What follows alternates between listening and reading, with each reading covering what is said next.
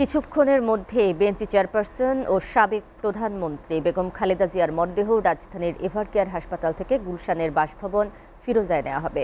ওই হাসপাতাল প্রাঙ্গণে রয়েছেন আমাদের সহকর্মী শাহরিয়ার দ্বীপ। সরাসরি চলে যাচ্ছি তার কাছে।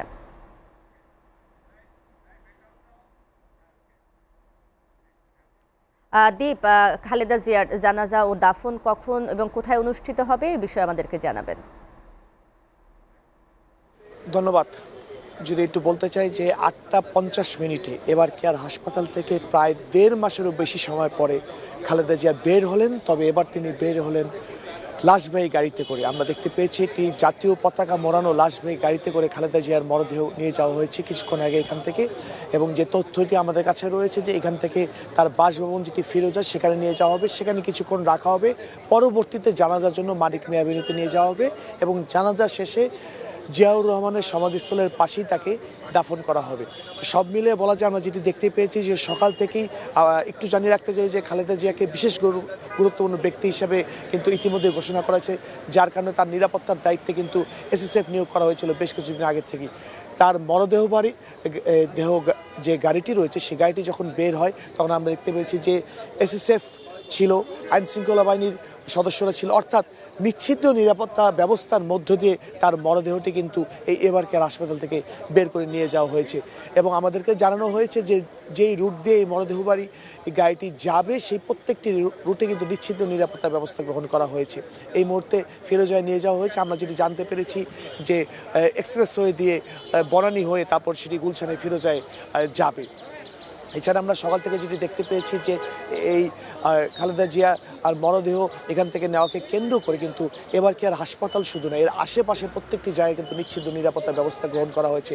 আপনারা জানেন যে দুপুর 2টার সময় তার জানাজা রয়েছে, সেই জানাজা উপলক্ষেও কিন্তু নিরাপত্তা ব্যবস্থা গ্রহণ করা হয়েছে। অর্থাৎ বলা চলে যে আজকে খালেদা জিয়ার মৃত্যুকে কেন্দ্র করে যে কয়টি প্রোগ্রাম রয়েছে সবগুলোতে কিন্তু নিশ্চিত নিরাপত্তা ব্যবস্থা গ্রহণ করা হয়েছে আমরা যেটি দেখতে পেয়েছি। এবং আইনশৃঙ্খলা বাহিনীর পক্ষ থেকেও আমাদেরকে বলা হয়েছে যে রুটগুলো দিয়ে এই গাড়িগুলো যাবে বা তার মরদেহ যেদিকে নিয়ে যাওয়া হবে প্রত্যেকটি জায়গায় কিন্তু নিরাপত্তা ব্যবস্থা বাড়ানো হয়েছে। এবং রাষ্ট্রীয় গুরুত্বপূর্ণ ব্যক্তি হিসাবে যে নিরাপত্তাটি তাকে প্রদান করা হয়েছিল সেই নিরাপত্তাতেই কিন্তু আজকে তার মরদেহটি যাবে। আমি যদি একটু দেখাতে চাই, আমার পিছনে আপনারা দেখতে পাচ্ছেন যে অনেক নেতাকর্মীরা এসেছে, অনেকে এখানে এসেছেন, তারা মোনাজাত করছেন, দোয়া করছেন, অনেকে আমরা এখানে এসে কাঁদতে দেখেছি। অর্থাৎ যে যেভাবে পারেন এখানে কিন্তু আসছেন, তাদের যে সম্মান শ্রদ্ধা খালেদা জিয়ার প্রতি সেটি এখানে তারা দেখাতে আসছেন। খালেদা জিয়া চলে যাওয়ার পরেও কিন্তু আপনারা দেখতে পাচ্ছেন যে অনেকে আসছেন, তারা মোনাজাত করছে। এবং ইতিমধ্যে আমরা জানতে পেরেছি যেখানে তার জানাজা হবে সেখানেও কিন্তু লোকজন আসতে শুরু করেছেন। অর্থাৎ সব মিলিয়ে বলা চলে খালেদা জিয়ার মৃত্যুকে কেন্দ্র করে জাতি কিন্তু আজ শোকাচ্ছন্ন। এখানে যারা নেতাকর্মী আসছেন তারা যেটি বলছেন তার এই মৃত্যু এটি আসলে কোনোভাবে মেনে নেওয়া যায় না। বিশেষ করে তার মৃত্যুকে কেন্দ্র করে রাজনৈতিক অঙ্গনে যে শূন্যতা তৈরি হয়েছে সেই শূন্যতা আসলে কখনো পূরণ হবার নয়।